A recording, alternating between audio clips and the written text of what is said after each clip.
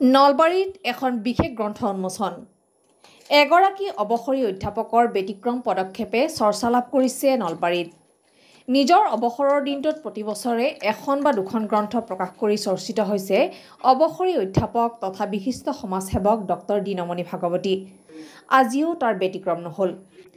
এইবাৰ এখন সম্পাদিত গ্ৰন্থ উন্মোচন কৰা হ'ল। নলবাৰীৰ বাবে এক ঐতিহাসিক দলিল স্বৰূপ এই গ্ৰন্থ আজি নলবাৰীৰ সংস্কৃত মহাবিদ্যালয়ৰ প্ৰেক্ষাগৃহত আনুষ্ঠানিকভাৱে উন্মোচন কৰা হয়। সংস্কৃত শিক্ষাৰ পীঠস্থান নলবাৰীত যিসকল বৰেণ্য ব্যক্তিৰ অক্লান্ত পৰিশ্ৰমৰ বাবে সংস্কৃতিৰ শিক্ষাৰ ভেটি শক্তিশালী কৰাৰ ক্ষেত্ৰত অহোপুৰুষাৰ্থ কৰি থৈ যোৱা বৰেণ্য ব্যক্তিৰ জীৱন আলোকপাত কৰি এই গ্ৰন্থত সন্নিৱিষ্ট কৰি আজি উন্মোচন কৰা হয়। এই গ্ৰন্থ উন্মোচন কৰে গুৱাহাটী বিশ্ববিদ্যালয়ৰ অৱসৰী মুৰব্বী অধ্যাপক ডক্টৰ ৰাজেন্দ্ৰ নাথ শৰ্মাই। উন্মোচনী অনুষ্ঠানত বিশিষ্ট মহিলা শিল্পী এগৰাকীৰ সুমধুৰ বাঁহীৰ সুৰে সকলোকে মোহিত কৰে। নলবাৰীৰ পৰা দীপু দাসৰ report, north east live today.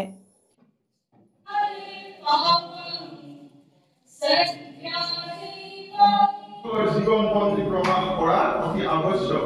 এই কথা অনুধাৱন কৰি আমি সংস্কৃতানুৰাগীসকলে সংস্কৃত ৰত্ন নামেৰে দিবংগত সেই পণ্ডিতসকলৰ জন্ম কৰ্মাদি বিষয়ক এই গ্ৰন্থখন প্ৰস্তুত কৰিছোঁ।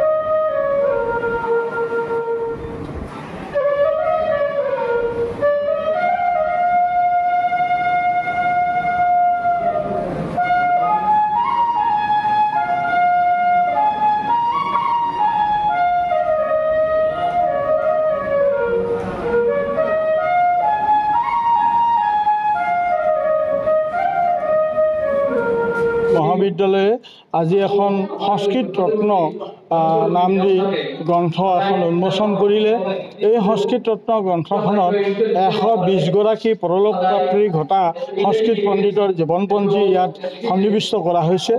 আৰু মন কৰিবলগীয়া কথাটো হ'ল এই যে এই 120গৰাকী সংস্কৃত পণ্ডিতৰ বিষয়ে 120গৰাকী জীৱিত সংস্কৃতৰ শিল্পীয়ে ইয়াত জীৱনপঞ্জীবোৰ লিখিছে। কাজেই ইয়াত ভালে সংখ্যক সংস্কৃত পণ্ডিতৰ জীৱনী সন্নিৱিষ্ট হৈ আছে। ইয়াৰ লগত সংগতি ৰাখি আজি এই সংস্কৃত মহাবিদ্যালয়ত ভাৰতীয় সংস্কৃতি আৰু সংস্কৃত ভাষা এই শীৰ্ষক এটা বক্তৃতা অনুষ্ঠানো অনুষ্ঠিত কৰা হৈছে।